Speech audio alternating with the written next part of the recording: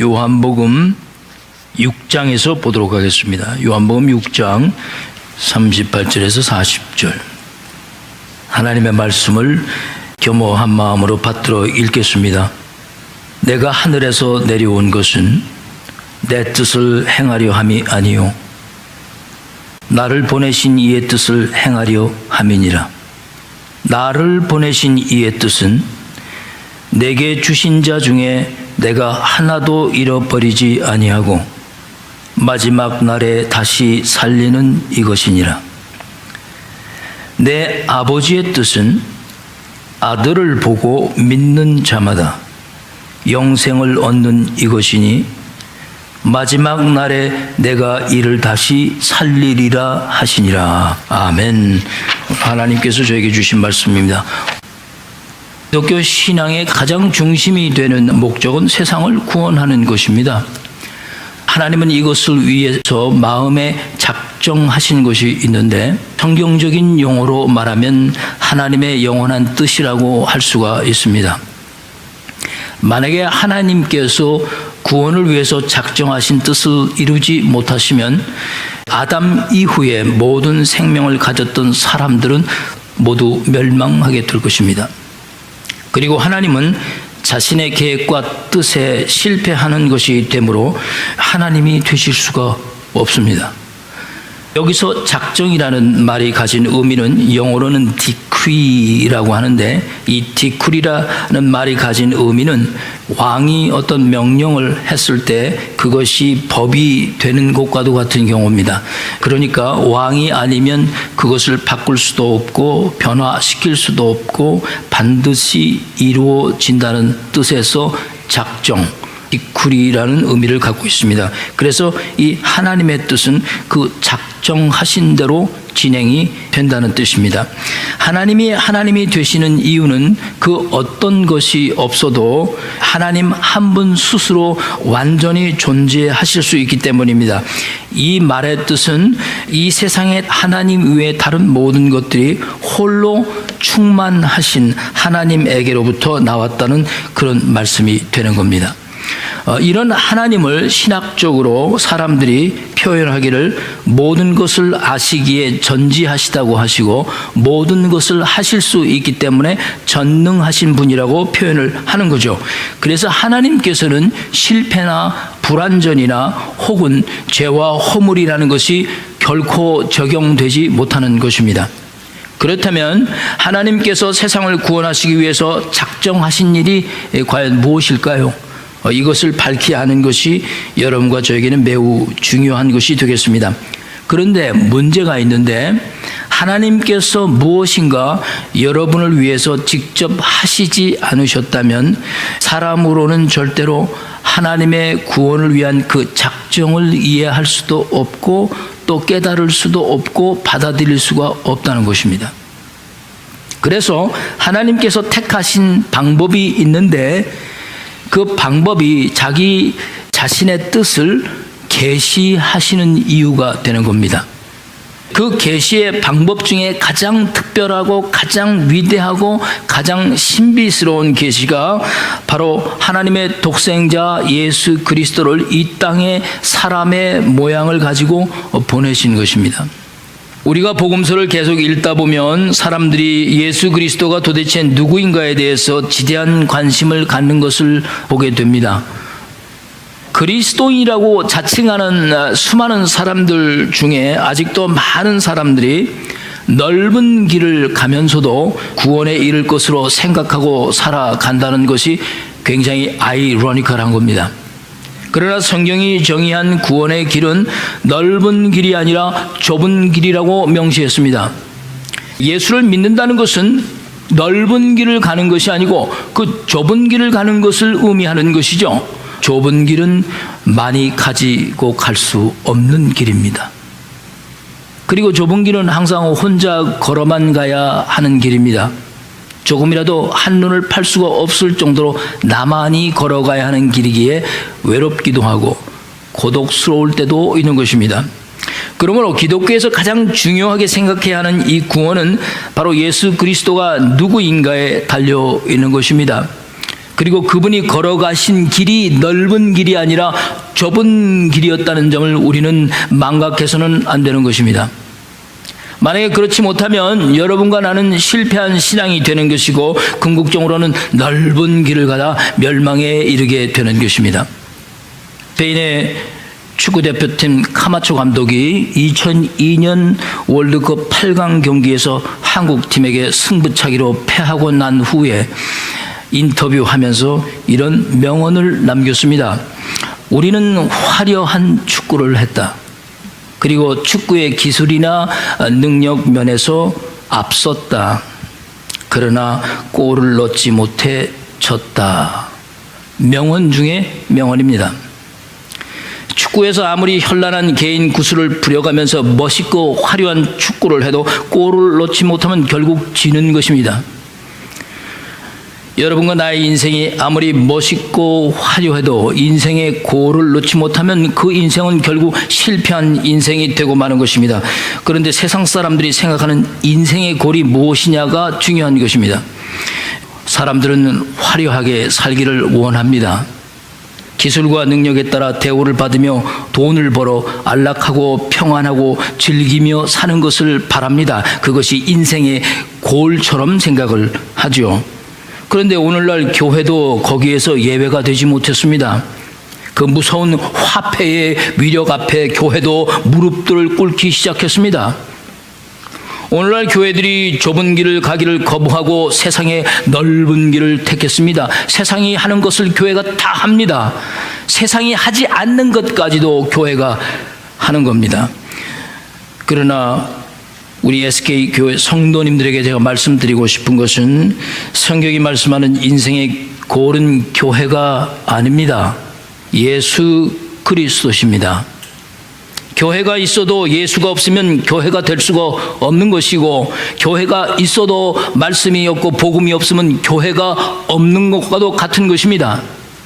강단에서 선포되어야 할 설교는 성경의 말씀을 전하는 것이지 목사 자신들의 신앙 경험이나 생각이나 또 목회 경험이나 하나님께서 나에게 무엇을 어떻게 축복하셨는지 또 혹은 행복한 삶의 비결이 무엇인지 그것을 가르쳐 주는 것이 절대 아닙니다.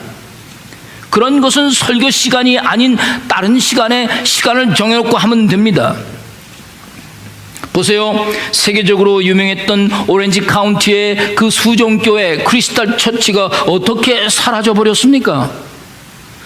그 교회는 크리스탈로 교회를 지었다는 그 자부심, 그 웅장함 때문에 예수 그리스도가 목적이 아닌 그 웅장한 교회 안에서 예배를 드려보고 싶은 사람들로 가득 찼었습니다.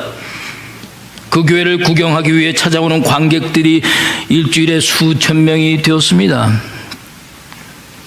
그 교회도 결국 골을 넣지 못했습니다.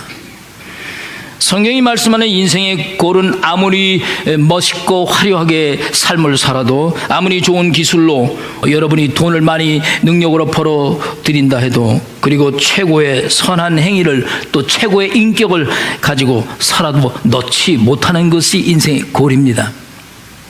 오직 믿음으로만 넣을 수 있는 게 믿음의 골, 기독교가 말하고 성경이 말하는 골입니다.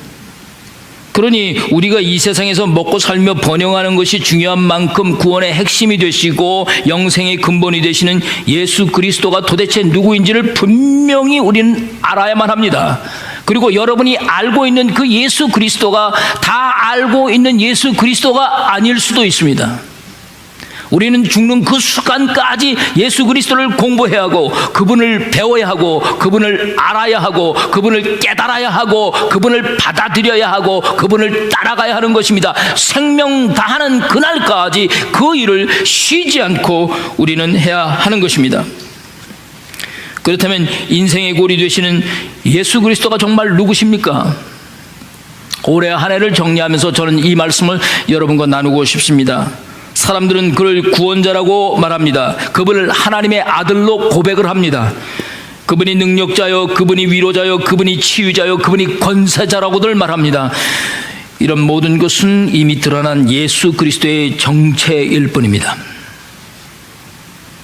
그러나 여러분과 제가 오늘 살펴보려는 예수 그리스도의 숨겨진 그 진리, 잘 알려지지 않고 잘 믿어지지 않는 그 진리를 오늘 여러분과 나는 2017년 마지막을 보내면서 생각을 해보고 싶습니다. 사실 세상에서 가장 사람들이 받아들이려고 하지 않는 진리입니다. 그래서 믿지를 못하고 깨닫지 못하고, 그래서 아예 생각조차도 안 하는 것들입니다. 오늘 여러분이 본문 요한복음 6장 38절에서 40절까지의 말씀을 다시 펴주시기 바랍니다. 정신을 바짝 차리고 우리가 읽으셔야 합니다. 생각 없이 절대 성경을 읽지 마십시오. 예수님 스스로가 자신에 대해서 밝히는 아주 중요한 말씀이 담겨 있습니다. 내가 하늘에서 내려온 것은 내 뜻을 행하려 함이 아니요 나를 보내신 이의 뜻을 행하려 함이니라.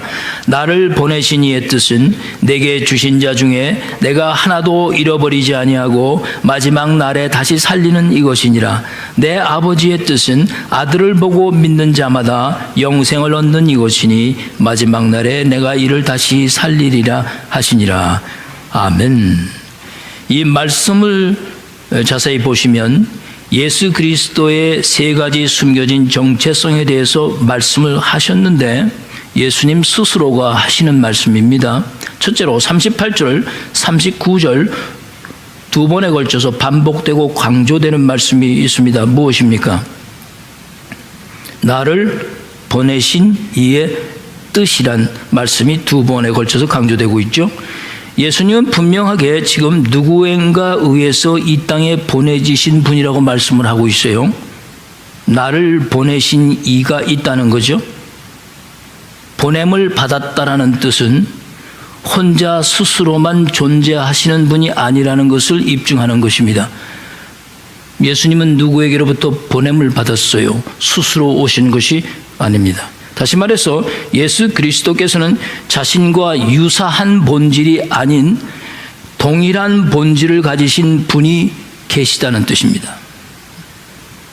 40절 말씀에 보시면 그 보내신 분이 누구라고 밝혔습니까? 네, 아버지라고 밝히셨습니다. 그리고 그 다음에 자신을 누구라고 밝혔습니까? 아들이라고 밝혔어요. 이것이 성경이 말씀하시려는 예수님의 근본적인 정체입니다. 또한 삼위일체 하나님의 기본 정체성입니다. 이것이. 그러니까 예수 그리스도께서는 스스로 오신 분이 아닌 겁니다.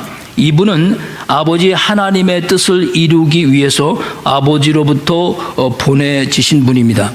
이 부분들이 사람들이 관심을 끌지 못하고 핵심적으로 다루어지지 않는 이유가 있는데, 그 이유가 뭐냐면 바로 보냄을 받았기 때문입니다.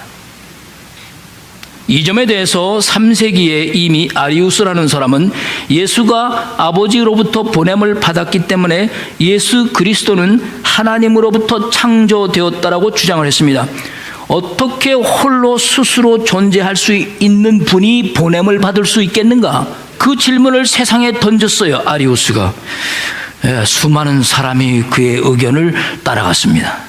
왜냐하면 하나님으로부터 보냄을 받은 자는 창조된 천사들이 있었거든요. 수많은 사람들이 거기에 다 넘어간 겁니다.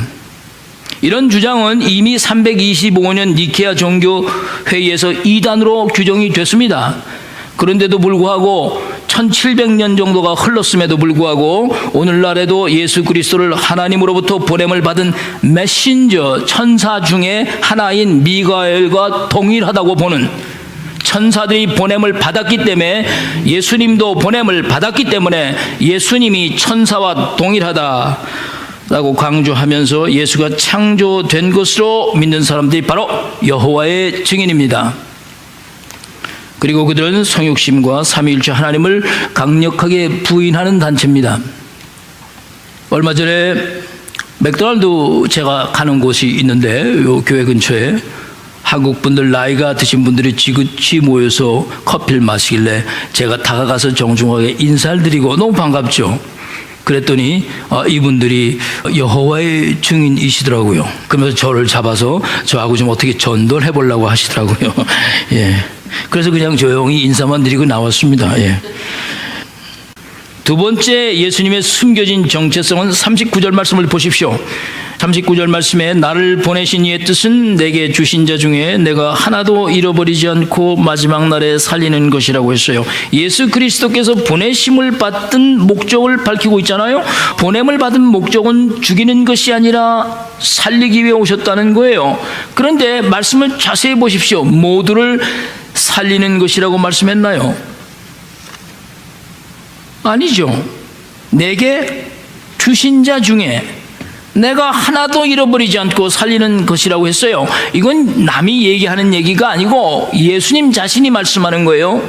주님께서 보냄을 받은 목적이 뭔지를 밝혔어요. 이미 37절에 언급을 하셨어요. 읽지는 않았지만 아버지께서 내게 주시는 자는 다 내게로 올 것이요 내게로 오는 자는 내가 결코 내쫓지 아니하리라. 그 다음에 40절 말씀에 예수님과 보내신 분과의 관계를 표현을 했는데 아버지와 아들의 관계라고 말씀했어요. 아들을 보고 믿는 자마다 무엇을 얻는다고 그랬어요? 영생을 얻는 것이니. 할렐루야. 하나님의 작정하신 구원의 뜻은 그 보내신 아들을 보고 믿는 자마다 누구든지 영생을 얻게 하는 것입니다.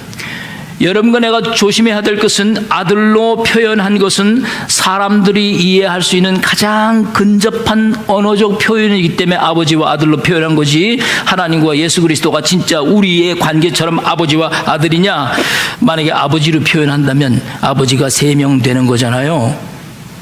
그러니까 얼마나 헷갈리겠어요. 아버지가 3명인데. 그래서 인간이 이해할 수 있는 가장 근접한 언어로 아버지와 아들로 표현하는 것뿐입니다. 그러므로 예수 그리스도의 근본 정체는 아버지 하나님으로부터 아버지의 뜻을 행하기 위해서 보냄을 받았다는 것이에요. 중요한 것은 이 보냄을 받았다는 뜻이 아까 이미 말씀드린 천사와 같은 보냄을 받은 존재가 아니라, 혹은 유사한 본질에서 보냄을 받은 것이 아니라 동일한 본질에서 보냄을 받았다, 그 뜻입니다. 이제 이 동등한 본질에서 보내심에 관하여 예수 그리스도께서 직접 자신을 비유해서 하신 유일한 비유의 말씀이 성경에 있는 거예요. 오늘 여러분이 읽으신 그 마가복음 12장 1절에서부터 12절을 다 펴주시기 바랍니다. 예수 그리스도의 근본적 정체성에 매우 중요한 말씀이기 때문에 반드시 살펴보아야 할 말씀입니다. 이 마가복음 12장의 비유는 악한 소작 농부들의 비유입니다. 성경을 다 펴주시기 바랍니다. 마가복음 12장 Let's go to Mark chapter 12. 여기에 기록된 악한 소작 농부들에 대한 비유의 말씀에는 예수님의 숨겨진 정체성에 대한 예수님 자신의 비유를 기록하고 있어요. 특별히 이 비유의 말씀 안에는 다른 비유와는 다르게 구약 시편 118편 22절의 말씀을 포함시켰어요. 비유에다가. 그게 뭡니까? 10절과 11절에 언급된 것입니다. 건축자들이 버린 돌이 모퉁이와 머릿돌이 되었다라는 예수 그리스도에 대한 메시아적 예언의 말씀을 이 비유에다 유일하게 끼워 넣은 비유입니다. 성경에서 돌은 항상 예수 그리스도를 상징하는 표현으로 사용되어 왔습니다. 제가 테네시에서 목회할 때 우리 교회의 모든 그룹들의 이름을 돌로 지었습니다. 구역마다 고르라고 했더니 서로들 골라가는데 청년들이 제일 먼저 와서 가져간 게 크고 귀한 돌이고, 그 다음에 그것을 줄여서 크기 돌. 아주 머리들이 좋아요. 크기 돌. 얼마나 멋있어요. 성경에 나오는 다 돌에 관한 건데 다 예수님에 관계된 것들입니다. 여기서 건축자가 버린 돌이란 뜻은 쓸모없다고 판단되었기 때문에 버려진 돌입니다. 여러분, 건축자가 누굽니까? 집을 짓기 위해 설계하는 사람입니다. 이 비유에서는 이 건축자를 유대인들이라고 생각할 수도 있습니다. 다시 말하면 자신의 백성들로부터 버림을 받았다, 그 뜻입니다. 이 돌이, 이것은 예수 그리스도의 십자가의 죽음을 상징하는 거죠. 버려졌다란 뜻은 예수 그리스도께서 십자가에 못 박히실 때 세상은 이 버려진 돌이 3일 뒤에 다시 무너진 성전을 세울 때 가장 근본적이고 기본적이고 기초적이 되는 머릿돌이 될 줄은 생각을 못했던 거죠. 그러니까 머릿돌은 기초 중에 기초요, 근본 중에 근본이라는 뜻입니다. 다시 말해서 예수 그리스도의 부활을 의미하는 거예요. 건축자가 버려서 십자가에 달려질 때는 버려진 것 같았는데 3일 뒤에 머릿돌이 된 거예요. 부활을 의미하는 것입니다. 그런데 보다 더 중요한 것은 이렇게 버려진 돌이 귀한 돌이 되는 것이 누구에 의해서 된 것이냐라고 말씀하시면, 누구에 의해서 된다고 말씀했어요? 11절 주님 하나님에 의해서 되는 것이라고 말씀했어요. 그리고 사람들에게는 그것이 아주 기이한 일이 될 것이다 그랬어요. 부활은 너무나 기이한 일 아닙니까?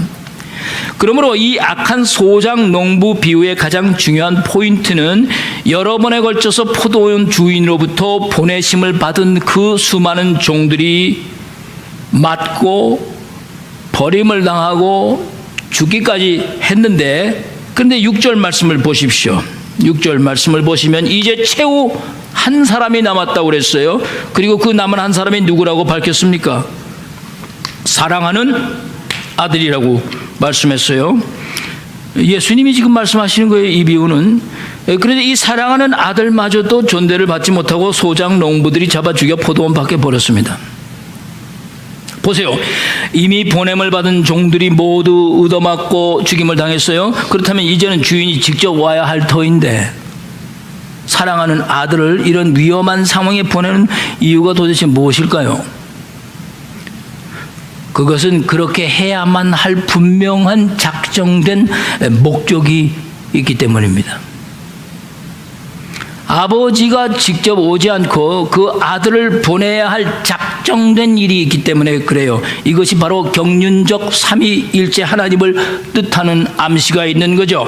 한 하나님이 다양한 양태로서 활동하는 것이 아니라 세 분의 다른 위격이 하나님의 본질로서 작정하신 구원을 위해서 각자의 일을 하셔야 하기 때문에 이것이 경륜적 삼위일체라는 거예요. 양태론하고는 다른 겁니다. 예수님께서 많은 비유의 말씀을 하신 중에 여러분이 아시는 그 씨 뿌리는 자의 비유를 보면 네 가지 땅의 비유를 하시면서 처음 세 번은 실패해요. 이 땅 저 땅 이 땅 다 해봤지만 다 실패하는데 결국에는 좋은 땅에 뿌려져서 30배 60배 100배의 성공적인 결실을 맺습니다. 여기에 대해서 예수님은 제자들에게 긴 설명을 하셨어요. 그런데 이 악한 소장 농부들의 비유에는 단 한 줄의 설명도 없습니다. 그 이유는 성경을 알고 있는 유대인들이라면 모두가 쉽게 알아들을 수 있기 때문에 설명할 필요가 없었던 거예요. 사실 이 비유는 이사야 5장의 포도원에 관한 말씀을 다시 예수님께서 재조정해서 하신 말씀입니다. 포도원 주인은 하나님이십니다. 그리고 포도원은 이스라엘 하나님의 백성을 뜻합니다. 하나님께서 좋은 포도를 심으시고 좋은 포도 열매를 기다렸는데 야생에 변질된 그릇된 포도들이 나온 겁니다. 그러니 이제 남은 것은 심판밖에 없다는 겁니다.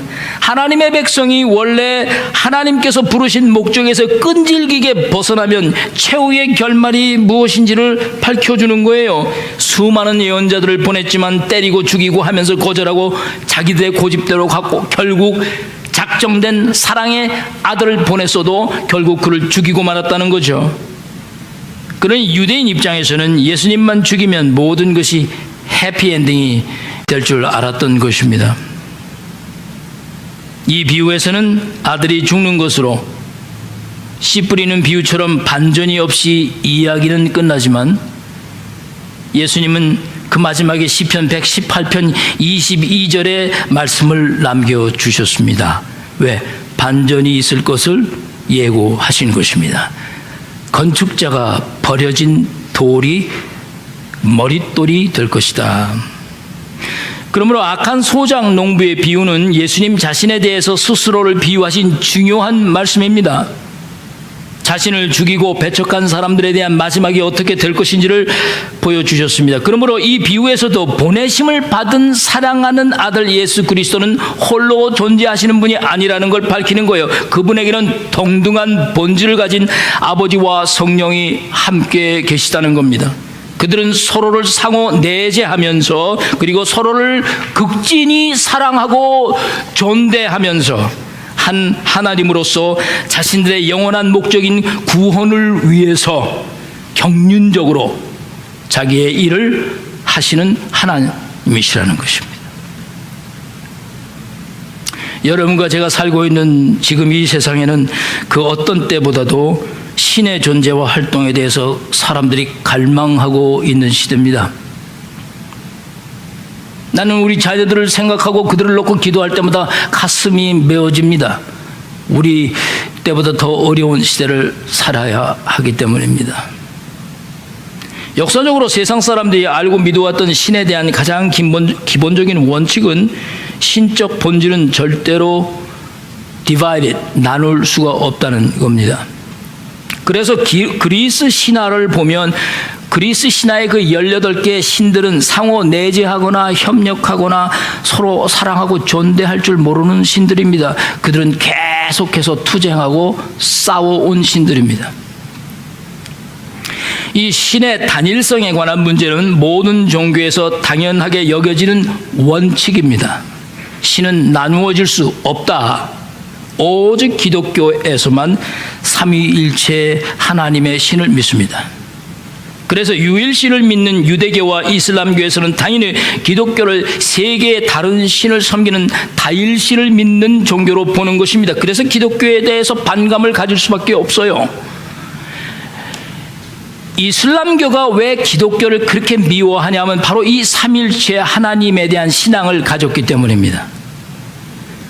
그러나 우리는 한 분의 하나님을 섬기지만 동일한 신의 본질이 셋으로 완전히 분리되어 상호 내재하시는 그 하나님을, 서로 사랑하시는 그 하나님을, 창조 이전서부터 존재하셨던 그 하나님의 사랑, 하나님이 사랑이시다라는 것은 우리가 창조됐기 때문에 사랑하시는 하나님이 아니라 원래 삼위의 일체로 존재하시는 그 하나님들이 서로 사랑하셨던 하나님이셨습니다. 그래서 이슬람교 신학자들은 상호 내재라는 말을 놓고 기독교가 말장난을 한다고 늘 주장합니다. 그들의 주장은 제2위격인 성자가 성육신을 했다고 너희들이 말하면서 그리스도가 하나님이신 동시에 사람이라는 주장은 사실적으로 신적인 본질을 나누는 것이다. 그러므로 너희들은 다일신을 섬기는 것이다. 그렇게 주장을 합니다. 금난에 보면 다일신을 섬기는 사람들은 보는 즉시 죽이라고 되어 있습니다. 1 플러스 1 이퀄 2이지 결코 1이 될 수 없다는 정신 개념을 가진 사람들에게 거기다 2를 또 하나 더해서 1 플러스 1 플러스 1 이퀄 3이라면 그것은 결코 일어날 수 없는 미친 계산법이라는 그 뜻입니다. 그러나 제가 다시 여러분에게 강조해 말씀드리지만 삼위일체 하나님을 진정 여러분과 내가 믿지 않으면 여러분과 나는 기독교인이라고 할 수 없습니다. 삼위일체 하나님을 믿지 않는 신앙의 경우는 기초 공사가 없는 건물 안에서 사는 것과도 같습니다. 머릿돌이 없기 때문에 언제 무너질지 모르는 겁니다. 우리가 믿는 삼위일체 하나님은 신비의 하나님이십니다. 왜 그분이 신비의 하나님입니까? 그분이 자기 자신을 우리에게 계시를 하지 않았다면, 즉 보내주시지 않았다면 우리는 그분을 볼 수도 없었고 알 수조차도 없었기 때문입니다. 그래서 신비스러운 겁니다. 우리가 스스로 찾아갈 수 있었다면 왜 제2위격이신 성자 예수 그리스도께서 인간의 모양을 가지고 육신을 가지고 보내심을 받아야 했겠습니까? 우리가 스스로 찾아갈 수 있는데 우리가 절대 스스로 찾아올 수 없기 때문에 하나님께서는 경륜적으로 그 일을 하신 것입니다. 데니스 터너라는 중세 사상을 연구하는 유명한 역사학자가 있습니다. 그가 이런 문제에 대해서 짧게 표현한 글이 있는데, 그가 이 세상에 존재하며 또 존재한 적이 있으며 또 앞으로 존재할 모든 숫자를 다 모아 세어가지고서는 더해가지고 n이란 숫자가 되었다고 가정을 했습니다. 그런데 한 가지 빠뜨린 것이 있는데 그것이 바로 하나님의 존재라는 것입니다. n에 하나님이 존재가 들어가지 않았다는 그 뜻이죠. 그래서 사람들이 얘기를 합니다. 그 빠뜨린 하나님의 존재를 세상에 존재했던 모든 숫자, 더했던 그 숫자 n에다가 더할 수 있느냐? 그래서 n1이라고 할 수 있느냐라고 질문을 했습니다. 그랬더니 데니스 터너 교수는 그럴 수 없다. I like him. 그렇게 말했어요.